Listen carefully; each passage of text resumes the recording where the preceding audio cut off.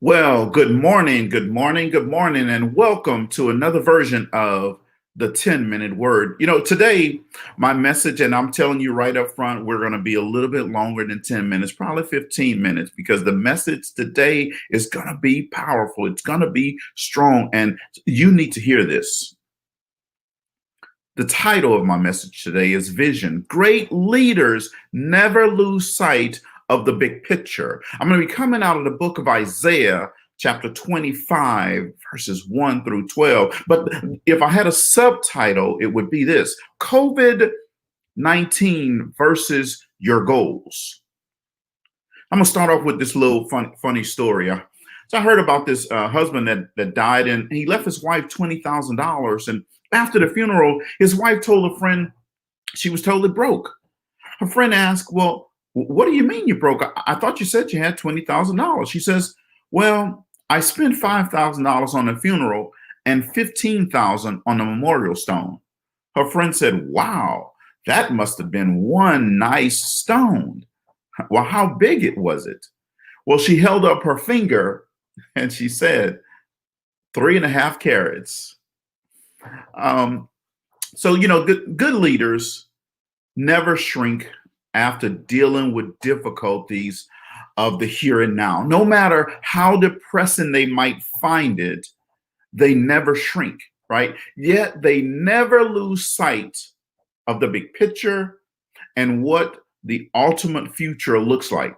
Leaders always see a bigger picture. See, we remember Isaiah as one of the greatest prophets in Jewish history, right? Because of his consistency and because of his ability to always look at the bigger picture. And as one of his most powerful models, he is one of the most powerful models in the Bible. See, the book that bears his name describes his consistent lifestyle. I'm going to say that again, his consistent lifestyle. Remember that, because we're going to come back to that. See, his uncompromising convictions, we're going to come back to that as well. And his clear vision that drove him to continue speaking out despite the unfaithfulness of his people.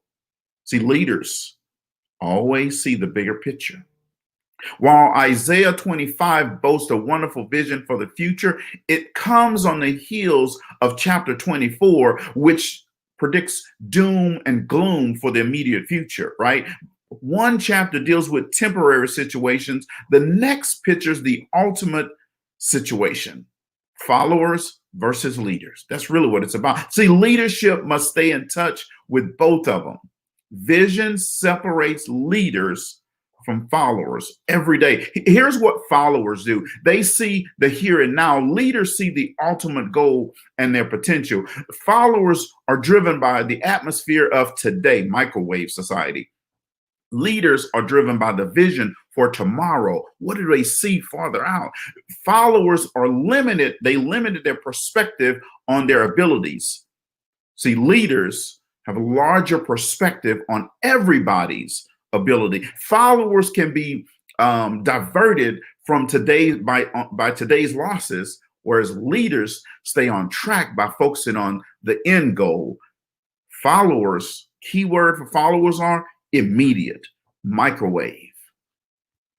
Keyword for leaders, ultimate, oven type people. They know that there's a broader picture that's out there. You see, every day there was this little boy that was going fishing, and he would go with his friends, and he was catching these little small fish and throwing them in his basket. Every time he catch a small fish, he throw in his basket. Well, eventually he caught a big fish, and he tussled with it for a good 30 minutes, and finally he got it in. Well, him and his friends were excited, and they looked at the fish. They took pictures with it. It was a great fish. Eventually he unhooked the fish, and he threw it back in the water. His friend said, "Whoa, wait a minute. What happened? Why'd you do that? Why'd you throw that fish back in the water?" The little boy said, "Well, my frying pan is only 9 inches wide." Now, you see, this story makes me aware of a person's thinking, how they limit themselves. So the question I have for every person that's listening today and tomorrow, when you're listening to this, what is your frying pan story? See, we know that little boy could have done a lot of things to fit that fish in his frying pan, right? He could have cut it up. He could have got a bigger pan. He could have done several other things, right? So what's your frying pan story? Where are you limiting yourselves? Now, this is where we're going to dive into COVID-19 versus your goals, you see. But I want you to think about what's your frying pan story? Where are you limiting yourself? What are your limiting beliefs? What's stopping you from reaching your goals and your full potential? So now let's look at how this impacts your life today, right? Isaiah 25 is packed with a lot of stuff, but see, I've spoken to many people. No, let me take that back. I've spoken to a lot of people who say that they have all these dreams and goals and aspirations. And here's some of the things that they say. You might have said some of these things too. I want to write a book. I want to start a business. I want to open a restaurant. I want to start a youth mentoring program. I want to be a leadership development coach, speaker, trainer. I want to go back to school to get an associate's degree, to get a bachelor's degree, to get a master's degree, to get my PhD. But you had a limiting belief. Here's some of the things that you said. But the thing that's stopping me is time. Okay, so let's unpack time, right? They said things like, if I had more time, if the time was right, if I wasn't so busy with my job that I run out of time. When I get off work, I'm tired. My kids have programs that they're in, so I have to run them around to all these different programs, so I run out of time. See, folks, time is time. But let me show you how God works in your life for you. You just have to get rid of the limiting beliefs. So, in Texas, that COVID-19 lockdown started somewhere around March 26th. And pretty much around the US was the same time period, give or take a couple of days. And then around the world, it was the exact same time period, right? So now the stay-in-home order is in place. Now you're locked down. You can't bring your kids to their activities because those are closed. You can't leave your house, so you can't go to work. So now you don't have that on top of you, right? So now you have nothing but time. So now you had all the time in the world. You couldn't leave the house. Everything was canceled. So what did you do with that time? How did your limiting belief change during that time? See, you had nothing but time, and time. See, let me show you what time meant for you. You had 86,400 seconds in every day. So you had plenty of time, right? You had 1,440 minutes in every day. So you had a whole lot of time. You had 24 hours in every day. March 26th till today. What did you do?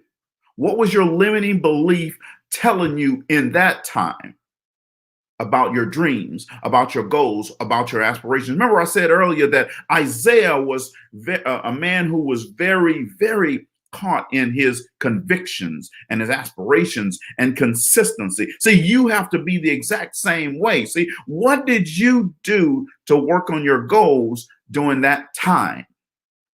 Ouch. I know that question hurts. Here's what I want you to do. I want you to type in the chat. If you want this, I want you to type in the chat, I want a better life for myself. I want a better life for myself. Type that in the chat. Only if you want a better life for yourself. Type it in the chat. I want a better life for myself. So my point is to stop making excuses. You see, you believe in Jesus Christ. Yeah, absolutely. You believe it. You go to church on Sunday, you watch it online, you read the Bible, right? But you don't accept the words. You just read them, but you don't internalize them. You see, let me stop. I'm gonna leave that alone. But people read the words, but they don't internalize them. They don't accept them. You see, uneducated people give themselves excuses. Educated people, we're too smart for that. So what we do is we give ourselves alibis. At the end of the day, it all means the exact same thing. You're giving yourself an out clause. You see?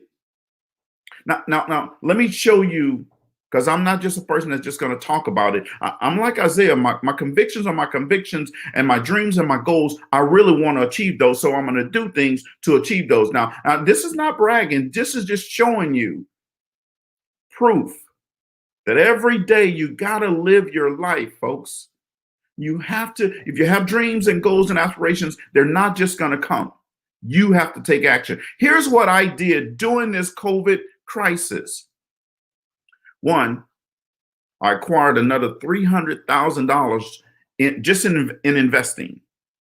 $300,000 just in investing during that COVID time period. I added 10 new customers during this COVID time period. I put together 4 new programs just during this COVID time period. I went from 0 live shows to 4 weekly live shows. I trained 75 new people how to invest and why investing is so important. And I read 5 books. You see, I can't just tell people they should invest. I have to actually do it myself so that I'm showing people that I'm living what I'm telling them. You see, when I say I want new customers, when I say I want new programs, then what I have to do is I have to take some action on it. And I couldn't let COVID be my excuse, my alibi, my frying pan story. If I said I wanted to go live and talk to many people around the world, then what I had to do, I was sitting at home. So then I put together live shows, right? Trained 75 new people and read 5 new books to expand my mind, to get rid of limiting beliefs. Folks, you have to take action if you want it. You just can't say it. We tell our kids all the time to do it, but then we refuse to do it. You see, people do what people see. When you see your children not reaching for their goals and giving up, that's because that's what they see you do. You see, when you want to achieve great things, you must do great things in great moments. Folks, this is what the book of Isaiah speaks about. See, you have to be consistent in your words and in your actions. See, a lot of people say faith without actions is dead, but they don't really believe it. Because if they believed it, then they would actually do it. See, you read it in the Bible all the time. But do you believe it? Do you internalize it? And then do you do something with it? Now, I'm not trying to beat you down. What I'm trying to do is inspire you, motivate you, encourage you that you can. That's what I want you to take from this message, that you can. See, you have to do what it takes to reach your goals, your dreams, your aspirations. See, I'm not anything special. I'm just a little boy from Lake Charles, Louisiana. I'm not the smartest one in the room. I'm not the best looking one in the room. I'm not the strongest one in the room. I'm not the tallest one in the room. In fact, I'm short, bald, and dumpy. But I know how to go after my dreams and my goals and my aspirations, and I'm convicted by it.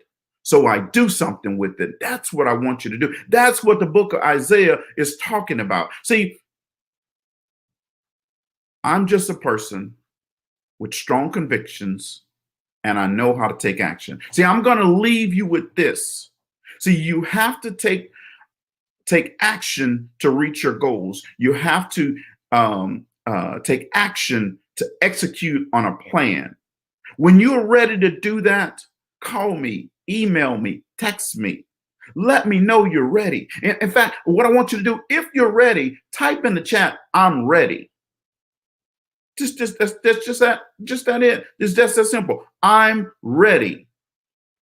That lets me know you're ready to take action on your dreams, on your goals, on your aspirations today.